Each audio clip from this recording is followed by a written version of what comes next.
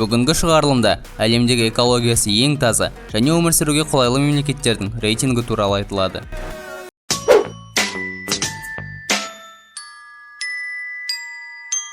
Атмосфераның тазалығы бойынша әлем елдерінің рейтингінде Люксембург мемлекеті 10-шы орында тұр. Люксембург әлемдегі ең кіші мемлекеттердің бірі.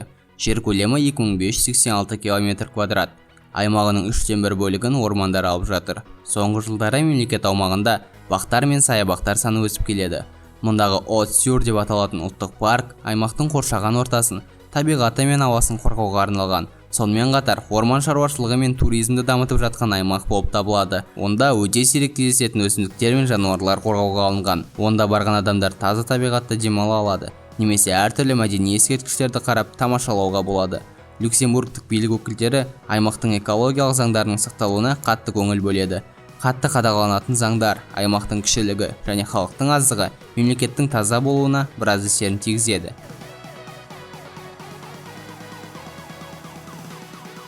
9-шы орында экологиялық жағдайы өте керемет Ирландия мемлекеті тұр. Бұл аймақтың тазалығының бірден-бір дәлелі жасыл және рекреациялық аймақтарға халықтың 9%-ның ғана кіруге мүмкіндігінің болмауы. Ал бұл көрсеткіш Европада орта есеппен 12%-ды құрайды. Ирландияда бүкіл тарихында экологияға қатты зиян келтіретін өнеркәсіп болмаған. Қазіргі кезде мұнда жалғыз ғана зиянды нәрсе суды ластайтын ауыл шаруашылығынан қалатын қалдықтар. Ирландия тұрғындары қоршаған ортаны қорғау мақсатында біраз шаралар ұйымдастырған. Автомобильдерге салынатын және рұқсат етілмеген жерлерге қоқыс тастағандығы үшін салынатын өте үлкен салықтар, қоқысты қайта өңдеуден өткізу, супермаркеттерде бір реттік пакеттерді қолданбау және тағы басқалары. 100 мыңнан астам тұрғындары бар қалалардың ауаны ластау көрсеткіштерінің төмендігі бойынша Ирландия қалалары жоғарғы орындарды алады. 8-ші орында Швеция мемлекеті орналасты. Ең алғашқы қоршаған ортаны қорғау туралы конференция осы Швеция мемлекетінің бастауымен 1972 жылы Стокгольм қаласында басталған болатын. 1990 жылдан бастап Швеция атмосфераға шығарылатын қалдықтар көлемін үнемі азайту үстінде. Соның нәтижесінде олар 2011 жылы Евроодақтағы атмосфераға көмірқышқыл газын аз көлемде шығаратын елдер қатарына кірді. Ел аумағы кішкентай деп айтуға келмейді. 447.435 км квадрат. Жер көлемі жөнінен Европада 5-ші орында алады. Осындай бір шама үлкен аумақтың 53%-нан астам бөлігін ормандар құрайды.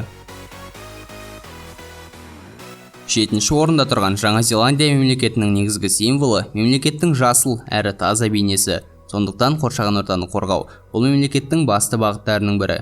Жаңа Зеландия 2005 жылы экологиялық салық салынған ең алғашқы мемлекет. Оның негізгі мәні атмосфераға шығарылатын көмірқышқыл газын азайту мақсатында мұнай шикізатына салық салу. Осындай болашағы зор бағдарламалар барысында Жаңа Зеландия 2020 жылға дейін атмосфераға шығарылатын көмірқышқыл газының көлемін азайтып, әлемдегі ең таза мемлекетке айналуды көздеп отыр. Мұнда қорғауға алынған табиғи аймақтардың 60-ға жуық түрі бар. Олардың негізгілері ұлттық парктер, ғылыми және туристік аймақтар. Жалпы мемлекет аумағының 25%-ы мемлекеттік қорғауға алынған. Дания және экология ұғымдары ажырамас ұғымдар болып табылады. Бұл мемлекетте экология ұғымы экологиялық тату-тәтті мемлекет құруға негізделген ұлттық идеяға, философияға айналған. Дания айналаңды қалай қоқыстамай, жайлы өмір сүруге болатынының үлгісі болып келе жатыр. Сауалнамалардың көрсетуінше, егер сіз Копенгагенге барған туристен, бұл қалада есіңізде ерекше не қалды деп сұрасаңыз, өте көп велосипедтер деп жауап береді екен. Автомобиль кептелісі бұл жақта жоқ деуге де болады.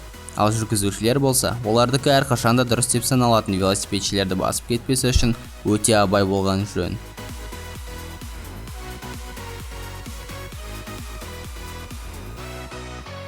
Евроодаққа мүше елдердегі 130-дан астам қалаларда экологиялық заңдар бұзылып тұрады екен. Ал 5-ші орынға жайғасқан Эстония мемлекетінде ауаны ластау көрсеткіші рұқсат етілген ең төменгі көрсеткіштен де аз.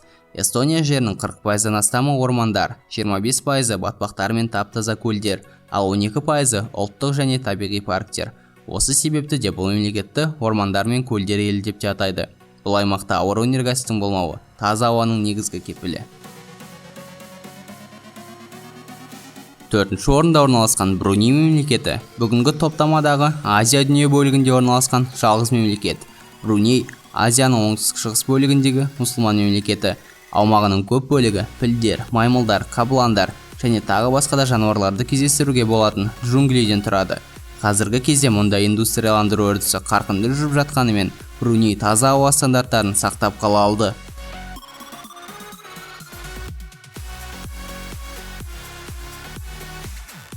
Финляндия мемлекеті тап-таза ауасымен және өзіндік ерекше пейзажымен ерекшеленеді. Мыңдаған көлдер елі деп аталатын бұл мемлекетте 190 мыңға жуық көл бар, және олар мемлекет аумағының 9% алып жатыр. Олар қайда барсаңыз да қасыңыздан табылады. Финляндия Евроодаққа мүше елдер арасында 1990 жылға атмосфераны ластау дәрежесін сақтап қала алған жалғыз мемлекет. Эксперт Петр Тапионың айтуынша, оның басты себебі автокөлік пен жанармайға салынатын жоғарғы мөлшердегі салықтар. Бұл мемлекеттің қазіргі басты мәселесі топырақтың қышқылдануы мен атмосфераның жылыну процесі. Оларды Финляндия басқа мемлекеттермен бірігіп шешу үстінде.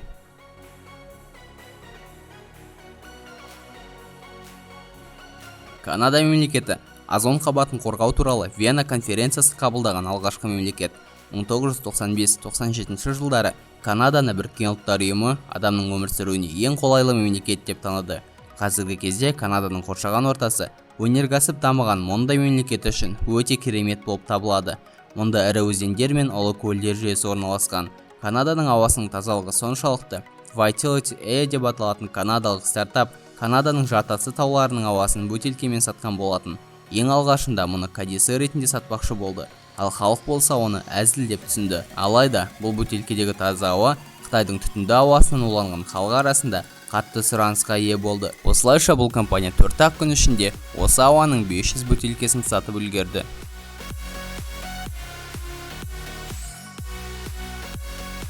Бүгінгі рейтингте алғашқы орынды иеленген Исландия мемлекеті өзінің таза ауасы үшін Атлантиканың мұхитты климаты мен тұрақты желдерге қарыздар. Оның үстіне мұнда халықтың электр энергиясына деген сұранысы геотермалдық энергия арқылы өтеледі. Геотермалдық энергия дегеніміз энергияны жердің ішкі жылуынан алу. Ол салыстырмалы түрде таза энергия береді, және Исландияның ғимараттарының 90%-ын энергиямен қамтамасыз етеді.